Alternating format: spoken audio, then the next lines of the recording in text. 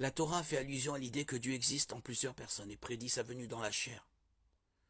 L'Ancien Testament est rempli de références à la venue d'un souverain du monde, Genèse 49:10, qui naîtra à Bethléem, Michée 5:2, qui n'est pas seulement le Fils de Dieu, Isaïe 9:6, mais un Messie qui sera Dieu dans la chair, Isaïe 7:14, Zacharie 2:8-11.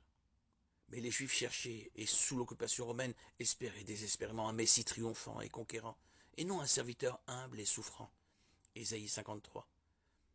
Israël n'a pas reconnu le Fils de Dieu à cause de son caractère ordinaire, Ésaïe 53:2, Matthieu 13:54-58, Jean 10:33, et ils l'ont tué, Zacharie 12:10, Actes 2:36.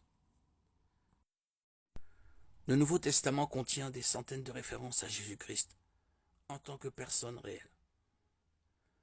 Le premier évangile a peut-être été écrit moins de 10 ans après la mort de Jésus, et la plus ancienne des épîtres de Paul a été écrite environ 25 ans après la mort de Jésus.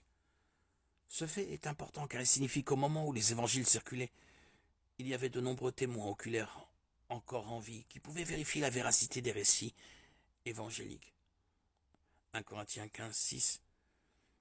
Les preuves manuscrites de l'authenticité du Nouveau Testament sont écrasantes. Il existe environ 25 000 manuscrits anciens du Nouveau Testament. En comparaison, la guerre des Gaules écrite par César au 1er siècle avant Jésus-Christ ne compte que 10 manuscrits anciens, et le plus ancien d'entre eux a été écrit 1000 ans après l'original. De même, la poétique d'Aristote ne compte que 5 manuscrits anciens datant de 1400 ans après l'original.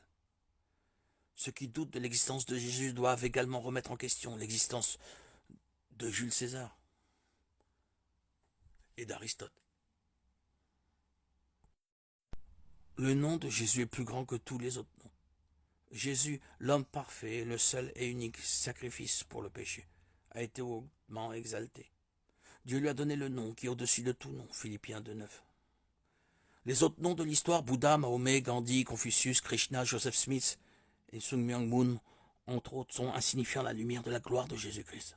C'est le nom de Jésus que nous prêchons jusqu'aux extrémités de la terre, car c'est seulement en son nom que se trouve le salut.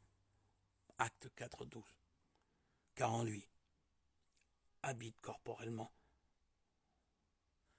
toute la plénitude de la divinité. Colossiens 2:9.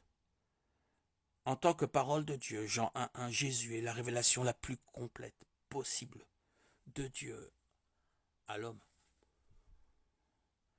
Dieu n'aurait pas pu parler plus clairement.